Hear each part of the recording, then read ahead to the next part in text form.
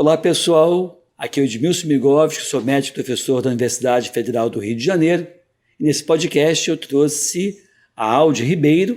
Ela é formada em Administração e Finanças pela UERJ, fez MBA em Gestão de Negócios pelo IBMEC e há mais de uma década trabalhando, ajudando os mortais comuns que não entendem de finanças a cuidar das suas finanças. E aquela máxima que diz que casas aqui falta pão, todo mundo grita e ninguém tem razão, a Alde entra nos ajudando a gerenciar melhor as nossas finanças, porque a gente sabe que quando tem alguma coisa impactando as nossas finanças, vai mexer no estresse, vai mexer no relacionamento, portanto, comprometendo os pilares da medicina do estilo de vida. Alde, um prazer enorme estar aqui com você.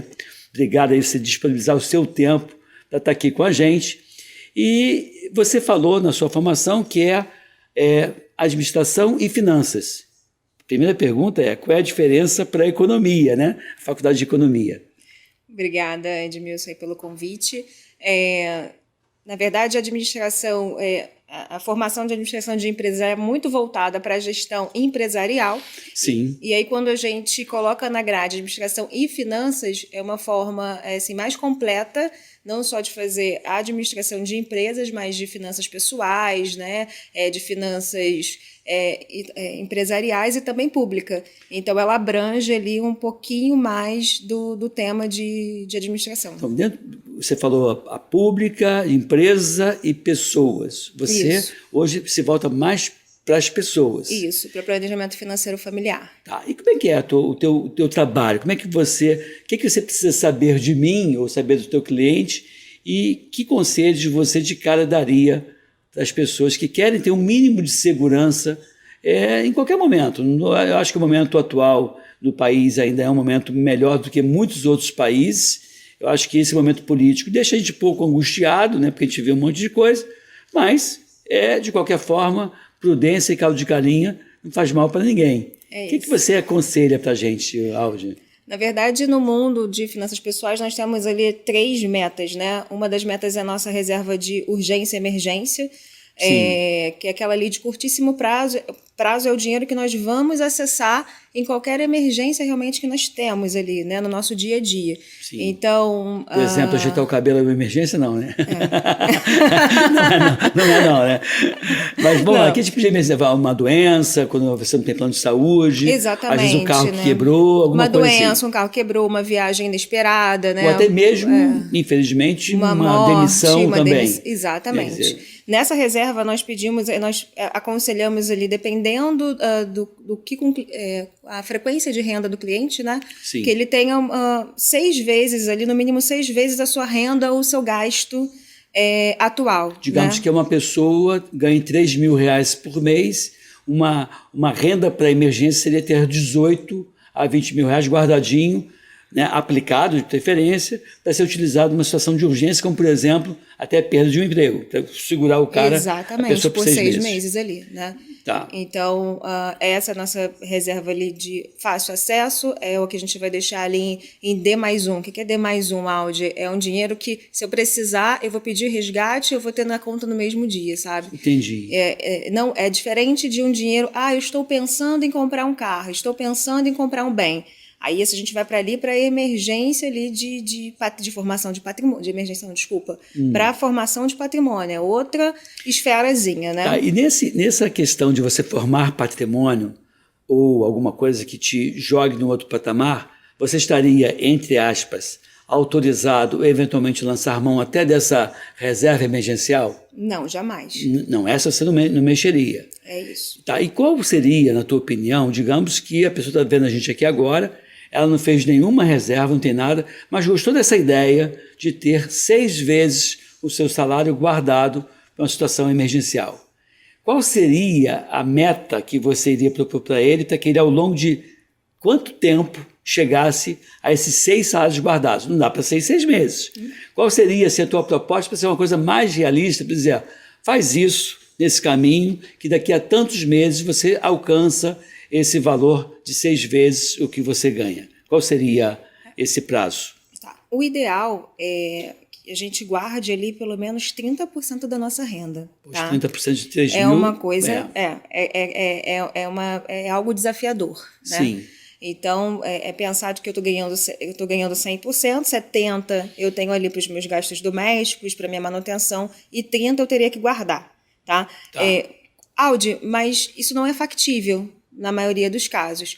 Então, a gente tem que fazer ali o nosso relatório de despesa doméstica, né? Ver o que mais nos sangra, ver o que é essencial, o que não é essencial, e fazer um plano. Cada cliente ele vai ter um plano. Uns vão conseguir guardar 30%, 40% porque moram com os pais. Sim. Outros vão guardar 10%, 20%. O importante é a gente ter na mente que a gente tem que guardar dinheiro, sabe? Que a gente tem que ter uma reserva dessa. Sim, mas aí quando você fala em 30%, você, ao longo de não sei quantos meses, você vai ter já colocado a tal reserva emergencial, e se você continuar guardando 30%, você vai ter, mas tem um fundo para você ou gastar com uma viagem, ou você gastar com alguma coisa, algum mimo que você queira se dar, né?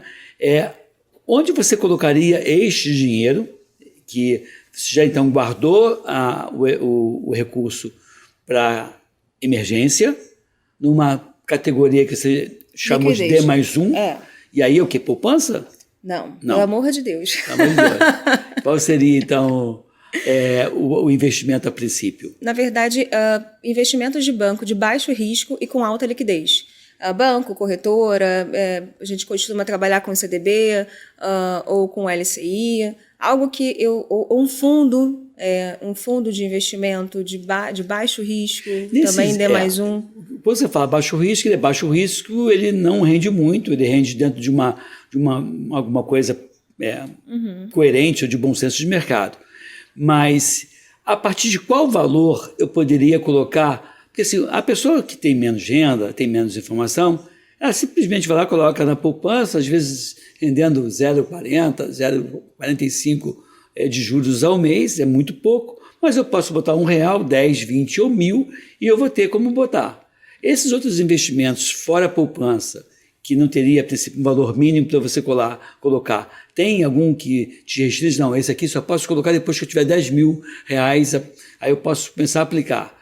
Como é que é esse? Na verdade, cada banco, cada corretora, cada instituição financeira, ela vai fazer uma regra ali para os seus investimentos. Então, eu vou ter investimento de R$1 até investimento para investidor ali qualificado acima de R$1 milhão. Então, depende, é sempre bom você pesquisar quais são os investimentos de liquidez na instituição financeira que você tem conta, né? E ali escolher o que... Ou com a ajuda de alguém, né, ou com um certo conhecimento, escolher o qual você vai começar. Aldi, e se eu não tiver conhecimento nem ajuda de ninguém? Né?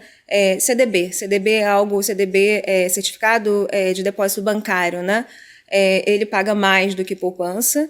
Então, é seguro? É seguro, ele tem FGC, que é o Fundo Garantidor de Crédito, até 250 mil hoje, por instituição financeira, por CPF. Gente, que legal isso. Então, quer dizer, uma pessoa que está juntando ali o seu dinheirinho, e 250 mil não é mais dinheirinho, 250 mil reais é um bom dinheiro, ele pode ter essa garantia do CDB, que você falou, e garantia de retorno para você, caso aquela instituição financeira dê uma quebrada, isso você tem de volta o teu dinheiro garantido pelo próprio governo. Exatamente. Né? Isso é muito bom. Na verdade, o Fundo Garantidor de Crédito, são os bancos, eles recolhem todo o dinheiro que é depositado, né, e fazem ali uma reserva. E no caso, quando acontece a quebra de um banco, acessa-se esse fundo, tá? Entendi. Então, eu posso... como é que funciona a FGC? 250 mil para instituição financeira limitada a R$1 milhão.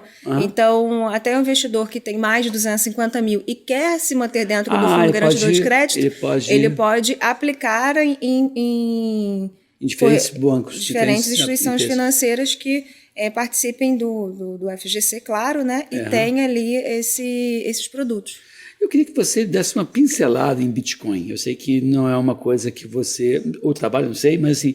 Porque eu vi muita coisa, muito escândalo envolvendo isso, as pirâmides, e um monte de gente colocando as suas reservas na esperança de ganhar 10%, 12%, 15% ao mês, e que isso não deu em nada. Deu prejuízo para quem aplicou e cadeia para alguns poucos que foram detectados ou pegos desse crime financeiro.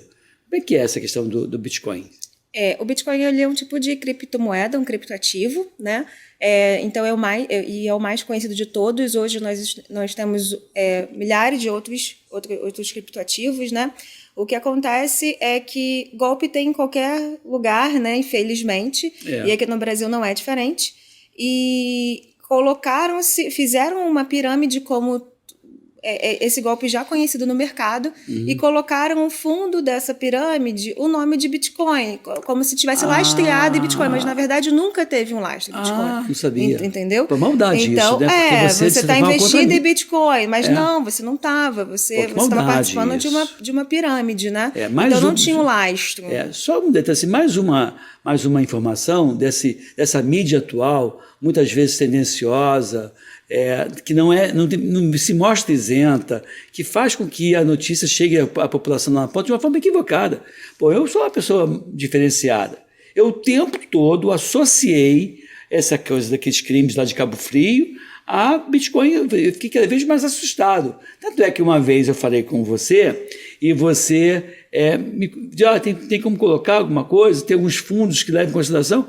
Eu fiquei extremamente tenso, nem sei se eu participei, porque eu acabo, para quem não sabe, ela que cuida da minha finança, né, ela que faz a gestão daquele pouquinho de dinheiro que eu tenho, ela me ajuda a fazer com que eu tenha uma aposentadoria melhor lá no futuro, que é um dos objetivos que você tem de se organizar financeiramente, né?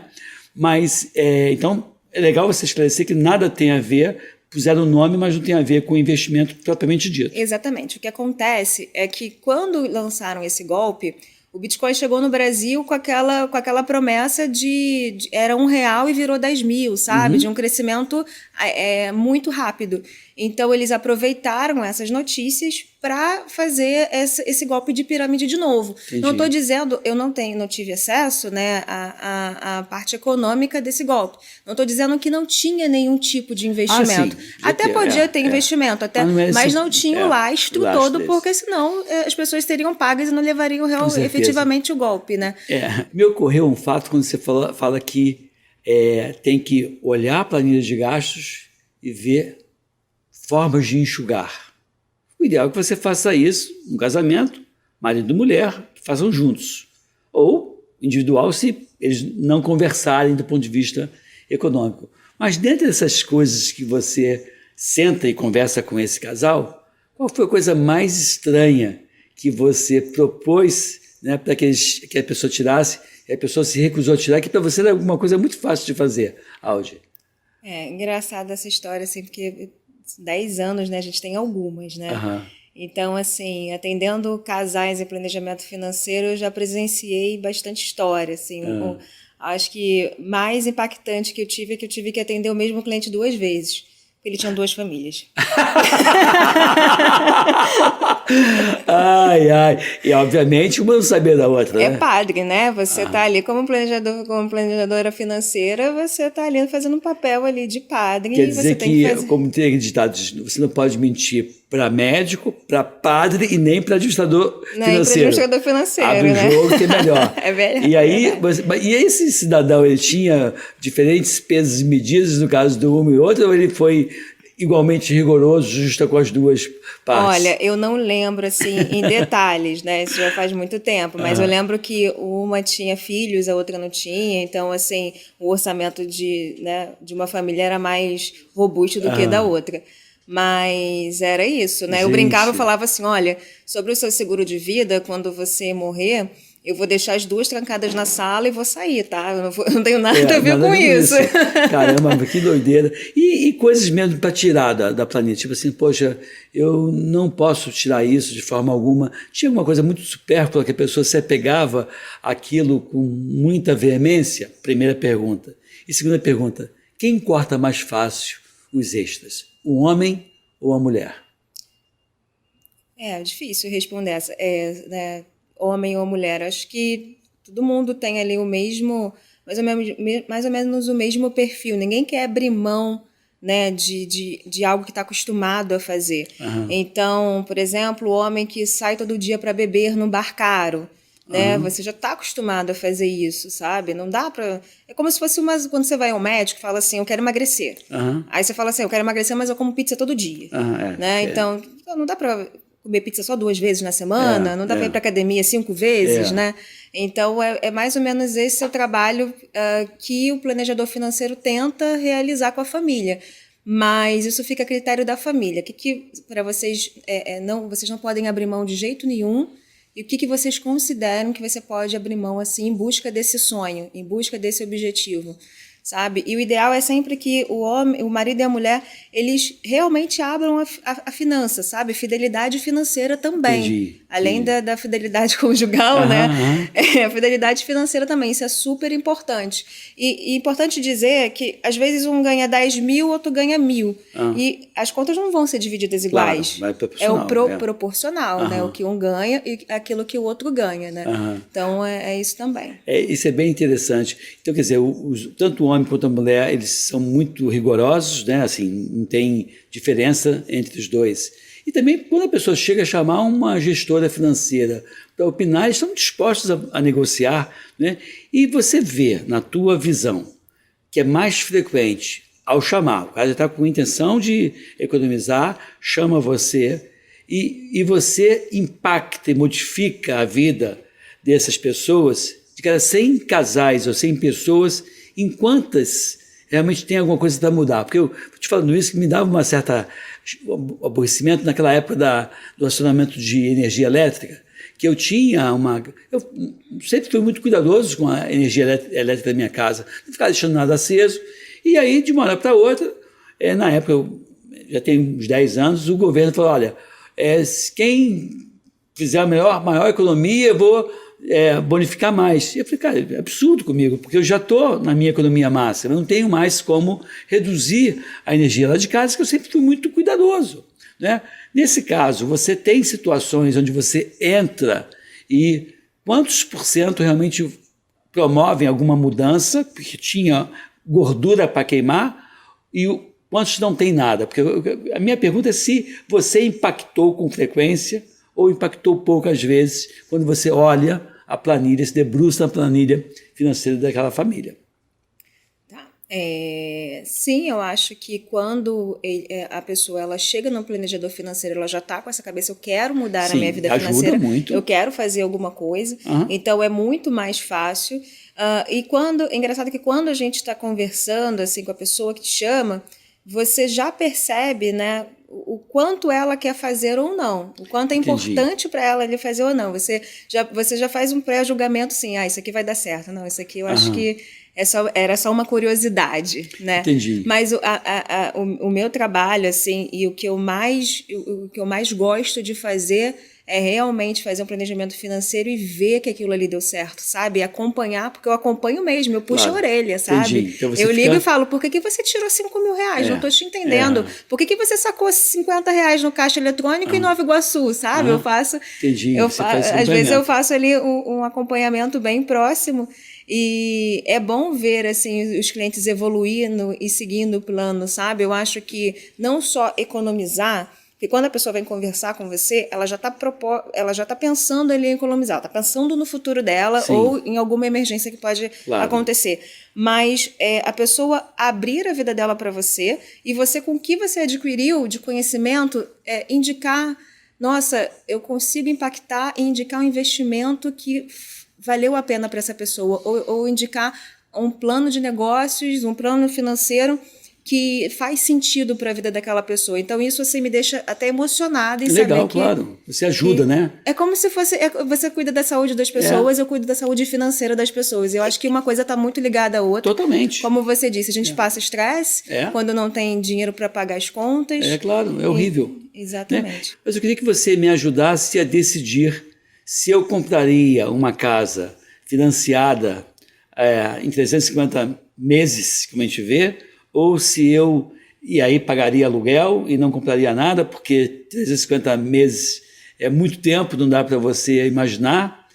Eu queria que você falasse um pouco sobre isso. Pode ser? Até hoje eu estava conversando na academia que eu faço, Academia Voga, que inclusive a gente vai entrevistar o gestor dessa academia, e aí estava lá com um personal falando que achava um absurdo a questão do tempo que você leva para comprar um imóvel. 350 meses é muito tempo, realmente é muito tempo. Mas eu até falei para ela, mas não é melhor você pagar 350 meses de algo que é seu do que pagar 350 meses de aluguel, porque você vai ter que morar em algum momento. Não, mas é melhor você guardar o dinheiro, morar de aluguel e guardar o dinheiro.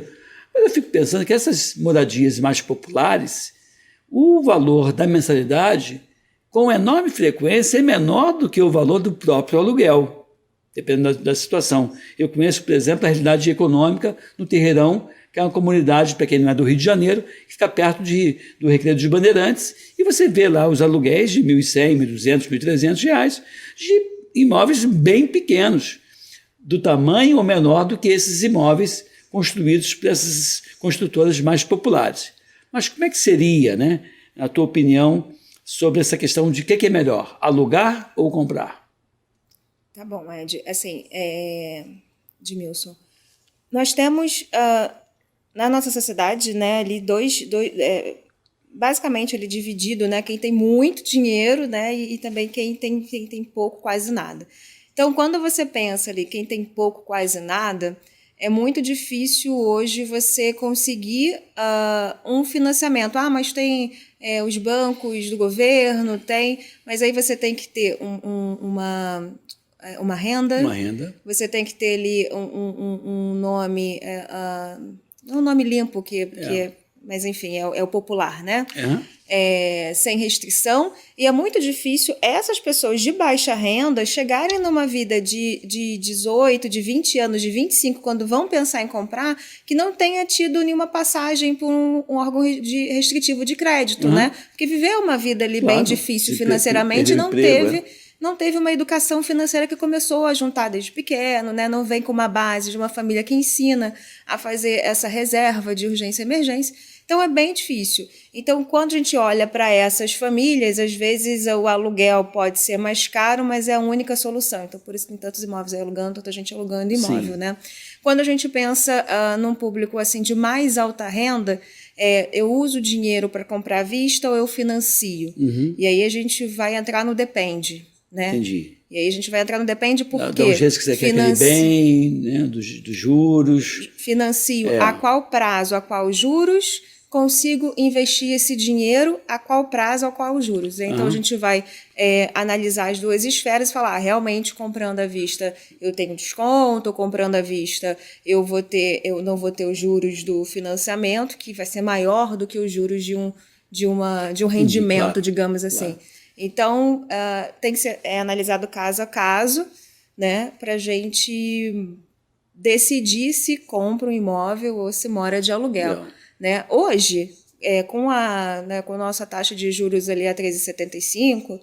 E lembrar que nós estamos gravando esse podcast final de agosto de 2022. Porque então isso pode mudar. Pode mudar. A taxa de juros no final de agosto de 2022 está quanto? Selic está 13,75. Tá. Então, com essa taxa de juros, nós conseguimos investimentos hoje de baixo risco em renda fixa rendendo mais de 1% ao mês. Então, se eu tenho 250 mil, né, se eu conseguir juntar um dinheiro de 250 mil e eu penso assim, compro uma casa à vista ou vivo de aluguel?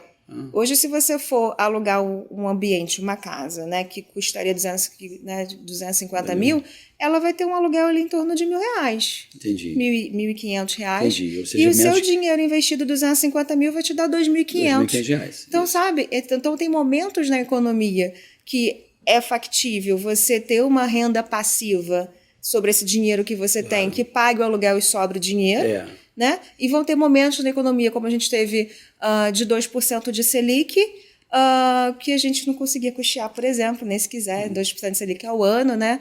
Um aluguel, por exemplo. Então, vão ter momentos para a gente fazer essa decisão. Mas assim, eu acho que o brasileiro, até com essa influência portuguesa, ele é muito adepto de comprar a sua casa, né? Ele não fica seguro morando de aluguel. Não sei se você percebe isso, você acha isso. Na verdade, sim, eu acho que os millennials, como a gente diz, eles estão mais abertos ali, né? Geração Y, Z, né? Geração mais nova, eles estão mais adeptos a viver de aluguel. Então, os meus clientes mais novos, eles já vêm com essa cabeça de quero ter o meu dinheiro, fazer render e viver de renda passiva e pagar aluguel. E tem os meus clientes, né? Mais de 35 anos, 40 anos, que tem ainda essa coisa de eu quero um bem, eu quero uma casa, eu quero algo fixo. E você, como é que você permeia isso, né? Você, obviamente, respeita a opinião e vai vendo a melhor solução para o desejo do teu cliente. A tua opinião vai se adaptando. Eu costumo dizer, na minha área, que eu sou médico, que assim, o principal problema de saúde da população brasileira é a falta de educação para a saúde. Eu não vou dizer que o principal problema financeiro é a falta de educação para finanças. Mas você acha que esse problema também é muito importante? Em caso de sim, maior, igual ou menor essa dificuldade financeira que o país atravessa? A gente é um país em desenvolvimento, né? Mas você acha que uma educação financeira poderia ajudar muito? Muito, né? E quanto antes, melhor. Entendi. Quer dizer, quanto mais jovem a pessoa fizer, melhor. Antes tarde do que nunca, né? Exatamente. Não, eu acho que recentemente, não sigo a área de educação escolar, mas recentemente foi colocado na grade das crianças a parte de educação financeira, né? Livros para educação financeira. Isso não era tratado, abordado nunca. No passado. Você sabe que quando eu estudei no ginásio no Abraão Jabu, que é uma escola pública no subúrbio do Rio de Janeiro. E tinha lá uma matéria, depois nunca mais vi, chamada Técnicas Comerciais. E nessa matéria, acho que até o professor Elcio que dava, ele era muito engraçado, mas assim, a gente aprendia a preencher um cheque, o que era um cheque sem fundo, o que era um cheque cruzado, cheque aportador, nota fiscal. Ele dava essas informações do dia a dia.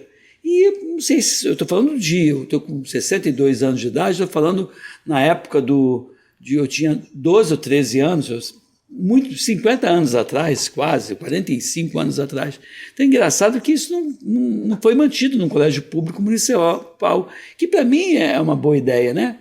Quando você fala de educação financeira, pegando de novo esse gancho, essa educação financeira, a princípio, ela é obrigatória que seja individualizada, ou eu tenho, como na medicina do estilo de vida, condições de dar algumas dicas que são genéricas e que eu posso aqui no podcast dar, né? Ou eu posso aqui no podcast dar algumas dicas de triagem para que essa pessoa, se enquadrando naquele comportamento, que ela busque um atendimento individualizado. Mas você acha que o coletivo, o público, a coisa mais ampla, cabe na educação financeira ou você acha que isso é impossível? Não, é super factível e hoje o que mais a gente tem é informação. Né? Então, você procurando uma informação de qualidade, hoje você consegue ver no Instagram, por exemplo, pessoas que dão dicas efetivamente, diariamente, sobre investimento, sobre como está a economia e de forma simples, clara. Então, hoje, o indivíduo que quer buscar, que quer entender um pouquinho sobre finanças, educação financeira, como fazer ali para ajustar o seu orçamento, ele consegue sem nem efetivamente pagar ou pagar por então, isso. Já que você falou Instagram, você pode dar teu Instagram aqui no nosso canal? Posso. Qual é o teu Instagram? Bota aqui embaixo, escreve aqui embaixo o Instagram me fala. Qual é o Instagram? É Aldi, com 2 I's. ALDII. Exatamente. Aldi.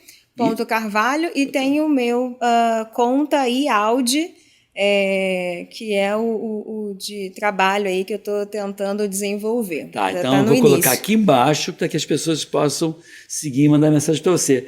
E aproveita e manda mensagem para mim também, né? No @edmilson_migovski. E segue o nosso canal, porque a minha ideia no canal é trabalhar sempre na prevenção e na minimização de problemas. Minimizar problemas, sejam eles da área da saúde ou na área econômica. E se você gostou da áudio, dá um toque, quero ver áudio outras vezes aí no teu canal, e eu vou tentar, na medida do possível, trazer áudio para discutir, nessa forma simples, mas objetiva e com bastante competência, assuntos relacionados com aspectos financeiros. Então, quando você pegou e falou então dos 3 objetivos da finança, que seria finança em caráter emergencial, até 6 vezes o que a pessoa ganha para utilizar numa situação emergencial. E nesse caso, o dinheiro que vai rendendo você vai tirando, jogando para outra conta?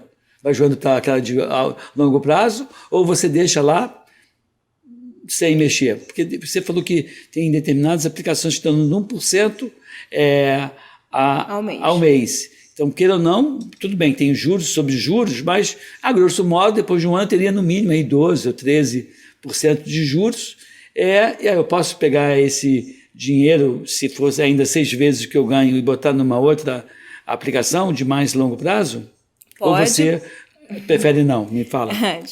Pode sim, Edmilson. Na verdade, é sempre observando, né? Nós tivemos ali um retorno de 13% ao ano sobre aquele investimento, né? E ele está lá parado há um ano. Então, mas qual foi a inflação do período? Porque se você tira ali os 13% do que rendeu, você deixou ali só o básico, aquele que você conseguiu guardar, mas você não corrigiu o seu dinheiro, né? Então ali, então a inflação foi 5, eu não vou tirar 12, exatamente. Eu vou deixar ali os 5 um pouquinho para sempre ter aquela correção monetária sobre aquele dinheiro que vai ficar ali para reserva de urgência e emergência. O restante a gente pode ir ali colocar para médio prazo, se a pessoa tiver a tendência ali de comprar alguma coisa, tiver algum plano de viagem, um plano de comprar carro, de comprar casa, né? E depois disso a gente já pensa ali na reserva de aposentadoria, que aí é um cenário de longo prazo. Eu queria conversar um pouco com você sobre poupança tradicional. Eu queria que você desse dicas de como esse grupo que é conservador e temeroso deve proceder a partir de agora. Que uma coisa é você ser conservadora e temerosa sem informação, e outra coisa é você agora informando para essa turma, que não é pequena, acerca do que fazer com o dinheiro que está na poupança. Qual é o percentual dos brasileiros, Aldi, que tem aplicação no que você reputa como sendo um dos piores investimentos, ainda que seguros? Quantos por cento da população brasileira aplica dinheiro em poupança?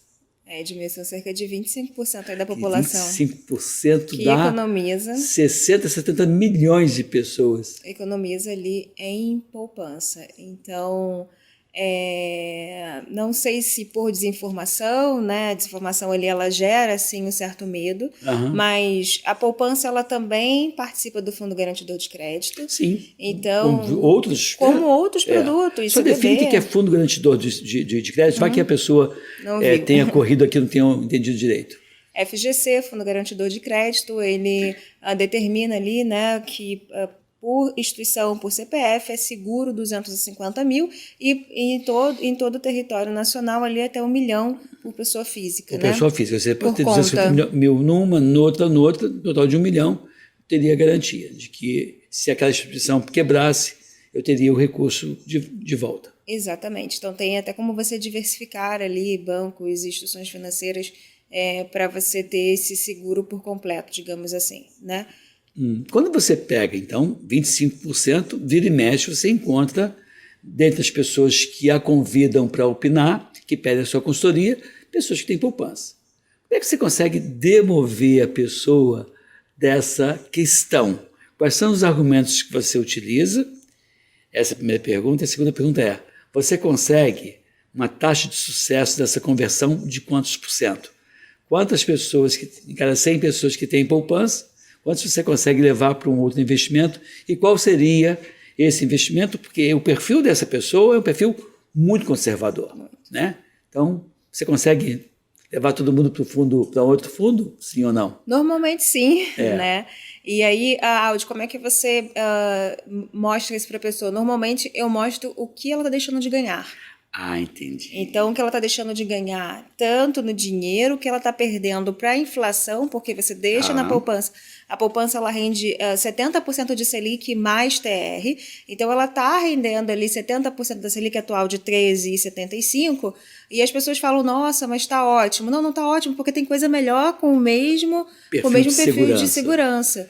Então, eu falo um pouquinho dos riscos de poupança, esse perfil de segurança também do Fundo Garantidor de Crédito, para a pessoa entender que existem outras opções e também mostro financeiramente com um mês, com 6 meses e 1 ano, o quanto ela deixou de ganhar. Vamos lá, então vamos exemplificar. Eu não vou fazer cálculos matemáticos elaborados, que a gente está aqui sem nenhum recurso de maquininha, mas vou fazer uma conta simples, de 100 mil reais.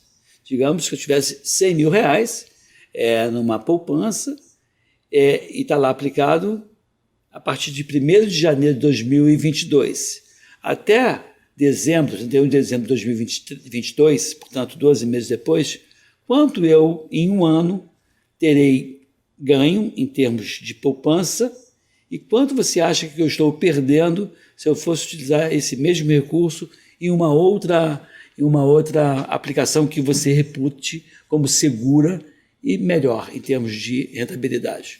Se a gente for considerar hoje, né, que o CDI, que é o que remunera ali, é a taxa benchmark do mercado financeiro, que remunera ali os outros investimentos de baixo risco, né? Então, ele está dando ali em torno de 1%, 1,10%, 1,2%, e a poupança ela vai te dar ali cerca de 0,75%. Eu estou deixando toda essa diferença na mesa. O que em um mês você já está perdendo ali 0,30, 0,25, quando você vai ver no ano o cenário é bem maior. Ou seja, deve ter perdido talvez os 5%, 6% se bobear. Exatamente. Mais ou menos isso. E outra coisa... E 5%, 6% de 100 mil reais, você está falando de 5 a 6 mil reais. Exato. 5 a 6 mil reais vai fazer um monte de coisa boa. Para quem ganha salário mínimo, para quem ganha salário mínimo, são quase 5 meses de trabalho. Exatamente, né? Já dá para construir outra poupança, né? Outro tipo de investimento. Então, assim, você tem essa proposta de fazer... Então, colocaria esse dinheiro, tiraria todo e qualquer dinheiro da poupança e levaria para esse tipo de aplicação que tem a mesma segurança, porém maior rentabilidade do que a poupança. O que as pessoas mais batem, assim, em questão da poupança, a poupança ela não tem imposto de renda. Né? Ela não cobra, ela não é tributada de imposto de renda, né, para pessoa física hoje no Brasil. Então, o que acontece é que eu também tenho investimentos fora poupança, que também participam do Fundo Garantidor de Crédito, que também não tem imposto de renda. Poxa, eu não sabia isso. Mais. Eu aprendi hoje que aquele pessoal que foi preso com Bitcoin, da pirâmide, não foi Bitcoin, foi pela pirâmide. Eu estou aprendendo também nesse bate-papo que tem vários outros investimentos, outras aplicações no mercado, dentro da legalidade, obviamente, que não tem a tributação do imposto de renda, e não só a poupança, como há décadas a gente ouve. Então, gente, você que tem dinheiro na poupança, você que faz parte desses 25% dos brasileiros, algo em torno de 60, 70, quase milhões de brasileiros, que tem dinheiro na poupança, é uma boa oportunidade de fazer contato com a Audi, né? Está aqui embaixo de novo os contatos dela das redes sociais, do Instagram dela. Entre em contato de novo, que aí ela vai te ajudar a tomar uma decisão melhor. Lembre-se, para cada 100 mil reais que você tenha numa poupança, que é um valor bastante considerado, você está perdendo aí algo em torno de 5 a 6 mil reais por ano. E se você pensar, dá 2 belos jantares até com a sua esposa todo mês, ou com o teu marido todo mês. E às vezes a gente fica segurando, e está perdendo aí 600 reais, 500 reais por mês, por ter colocado o dinheiro numa aplicação ruim. E o que eu gostei de fazer a minha aplicação, aí vai um depoimento de um cliente seu, é que você sempre busca aquela aplicação que é melhor para o seu cliente, e não uma determinada meta que algumas vezes alguns bancos precisam bater. Eu vejo, vira e mexe, alguém me liga, pô, doutor Migovski, me ajuda aí, faz isso para mim assim, porque ela precisa vender tantos, sei lá, aqueles negócios tem umas coisas que são sorteadas, esqueci o nome, que você bota o dinheiro. Título de capitalização. Aí você, depois de 1 ano ou 2, você recupera, e eu percebo que, nitidamente, isso é um dos desafios que os gerentes dos bancos têm que cumprir, seguindo o que a linha mestra daquela instituição manda. E eu nunca vi você fazer isso comigo. Sempre me dá a opção que é melhor, explica, mostra fatos e dados ao longo daquele período e diz, olha, o que você quer arriscar, como você quer fazer. E o que eu fiz? Eu peguei o meu recurso, botei um pouco, que seria esse que você chama de emergencial, reserva, para eu poder resgatar o dinheiro de uma forma imediata, e coloquei um outro para quando deixar de trabalhar, deixar de produzir. É óbvio que eu tenho a universidade que, a princípio, me pagaria integral, mas aí a gente vai para a última parte mesmo da nossa conversa, que é o quanto eu tenho que ter armazenado ao longo da minha vida para tentar viver uma velhice mais tranquila, né? Para eu poder manter o mesmo nível de vida que eu tenho hoje, a mesma qualidade de vida, né? É claro que a gente vai envelhecer, vai ficando pior, mas o que eu tenho que guardar hoje, né? Ter guardado hoje para enfrentar uma velhice mais tranquila. Você tem essa ideia, essa dica para me dar? Ótimo. É muito importante, quanto mais cedo você pensar ali na sua aposentadoria, na data que você quer, efetivo no ano que você quer realmente se aposentar e nos seus gastos atuais, Eu quero agora. Gente, tchau, eu vou acabar agora. Não, tô brincando, vamos lá. Tem muita tem muita estrada pela frente, mas vamos lá. Mais fácil fica o seu planejamento, menos doloroso fica você juntar dinheiro, né? Porque quando eu falei assim, 30% da renda, é muito dinheiro, mas começa com R$5. R$5 por dia, né? A gente vai ter já um montantezinho. Saiu da reserva de urgência e emergência, não tem nada para comprar, adquirir de curto prazo, de médio prazo, vamos para a reserva da aposentadoria. É sempre bom pensar no futuro, porque o que o brasileiro não pensa muito no dia de amanhã. O brasileiro não tem seguro de vida, o brasileiro não tem seguro de imóvel, então não estou aqui para vender seguro, muito pelo contrário, não faço isso, mas a consciência de que isso é importante, porque as coisas acontecem e vão acontecer, e você vai se aposentar. Claro. Então é bom que você faça seu planejamento para que você viva da melhor maneira e mais confortável. Por exemplo, hoje no auge da minha vida colaborativa, eu ganho um salário. Só que se eu sou CLT, se eu me aposentar, eu não vou ter o mesmo salário. Não vai. Porque hoje no Brasil a gente participa ali do INSS, do governo. Então, eu tenho que ter na minha cabeça o quanto eu ganho, o quanto eu gasto desse dinheiro que eu ganho, e quanto eu vou ganhar na minha aposentadoria se continuar dessa mesma maneira, porque as coisas ainda podem mudar, o valor de teto de aposentadoria. Então, essa diferença eu tenho que pensar lá na frente. Poxa, eu ganho R$10 mil hoje, o meu teto de aposentadoria vai ser 5 mil, se correr tudo bem.